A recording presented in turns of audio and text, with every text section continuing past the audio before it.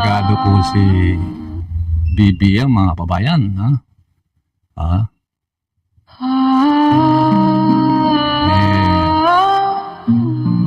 si BBM po kasi parang palaban na ngayon, mga kababayan.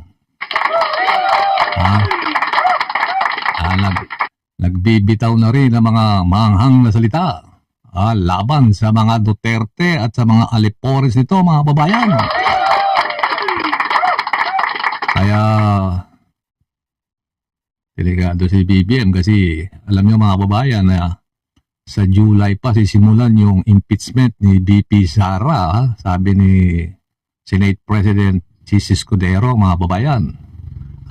Mahaba-haba pa ang panahon kung sakaling may mangyari sa ating presidenteng Bongbong Marcos, mga kababayan.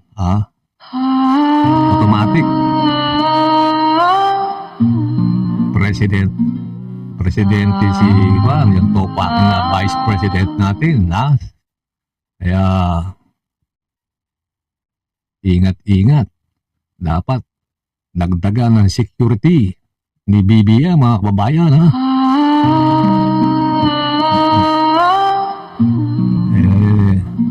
BBM po ngayon palaban na dahil sa mga sinasabi ni Marcoleta. Dahil sa sinabi ni Marcoleta, mga kababayan, na wala raw West Philippine Sea. Siguro pag-isip-isip ni BBM, kailangan na rin niyang bumanat, mga kababayan.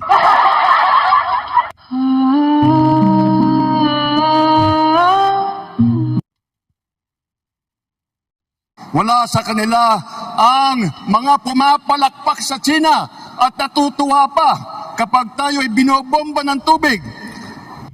Mga kababayan, doon sa mga kandidato ni BBM, hindi sila pumapalakpak pag binobomba ng tubig yung mga Coast Guard natin sa China ay sa West Philippine Sea, mga kababayan. Ang tinutukoy niya dyan, mga kababayan, yung mga pumapalakpak sa China, siguro yung mga kandidato ni Duterte, yung padapa, yung PDP laban, mga kababayan, siguro yung mga pumapalakpak sila Marcoleta, o mga pumapalakpak si Juan, si Bato, si Roque, palagi talaga pumapalakpak yan. Kasi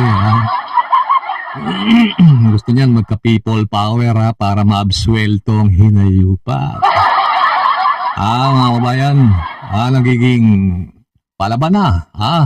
Nagbibitaw na ng manghang na salita si BBM, mga kababayan. Puno na ang salop, mga kababayan.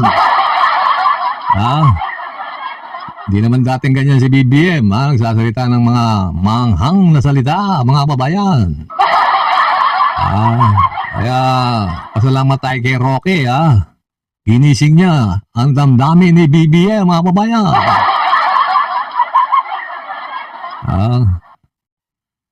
Naging ko na si BBM ngayon, mga kababayan. Pakinggan niyo pa yung sinabi niya isa. Palaban na. Kaya delikado si BBM ngayon. Alam niyo, may mga alipores ni Duterte na gusto makabalik sa kapangyarihan, sa pwesto sa gobyerno. Gagawa mga paraan, mga hinayupak na yan, para makabalik sa pwesto. Ewan ko lang. Kung kailan gusto ng ating mga liderato maging probinsya tayo ng China? Narinig nyo? Sabi ni BBM, gusto niyo bang bumalik tayo sa nakaraan na gawin tayong probinsya ng China, mga kababayan? Siyempre, ayaw natin yan, mga kababayan. Babalik ba tayo sa nakaraan na ibinubugaw ang ating bayan bilang isang sugalan ng mga dayuhan? Oh, gusto niyo bang bumalik, sa mga sugalan, yung pogo-pogo, mga online, online sugal, Alam niyo mga kababayan, yung mga bawal sa China, dito nila dinadala sa Pilipinas. Bawal ang sugal dun eh. Yung lahat ng mga masasamang loob ng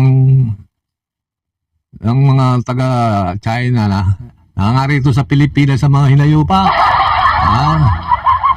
Tapos may mga bodyguard pa, mga pulis, military. May mga escort pa mga hinayupa, Paano yan guys? Sugal, mga love scam, mga nag-i-scam, Paris na yan. Gusto mo bumalik tayo ron mga kababayan, Ayan po yung sinasabi ni BBM. Kaya nga tinanggal niya na yung pogo na yan Kaya malaking kawalan sa kanila yan mga kababayan. Malaking kawalan. Yung mga online sugal na yan. Hindi nga mapapansin mga kababayan. Lahat ng kandidato ng padapa, mga tumatakbong senador dyan, hindi sila nagbibigay ng reaksyon tungkol sa West Philippine Sea. Magbigay man ng reaksyon tulad itong si Marcoleta, mga kababayan, nagbigay naman ng reaksyon. Kaya lang, negatibo. Wala raw West Philippine Sea, kaya ngayon, ang lakas ng impact sa kanya, lagapak. Kaya tayo mga kababayan, mag-isip-isip tayo. Ngayon, mamaya, may babanat naman yan, yung mga PDP, PDP laban dyan sa may San Juan. Dyan yata sila magkakaroon ng katulad ng ginawa ng alyansang ng ni BBM, yung mga kandidatong senador. Diyan naman po sila mamaya. Ano kaya yung sasabihin ng mga hinayupa? Ay, wala mo makapasok si Bongo lang. Si Bato ay sisingap-singap pa. Anak ng waiting naman ako. Wala nang pag-asa. Okay, mami na kayo. Yung ang PDP, di naman yung partido yun. Inagaw nyo lang partido ni Nene Pimentel, puta. Napunta sa inyo. Ang gagaling yun talaga, mga lipor si Duterte, Okay, mga babayan, protektahan po natin si BBM, delikado po si BBM, mga babayan. Si BBM tinik sa kanilang mga pangarap na makabalik sa kapangyarihan sa gobyerno, mga kababayan. Pag nawala si BBM, automatic, presidente, ang topakin natin vice president.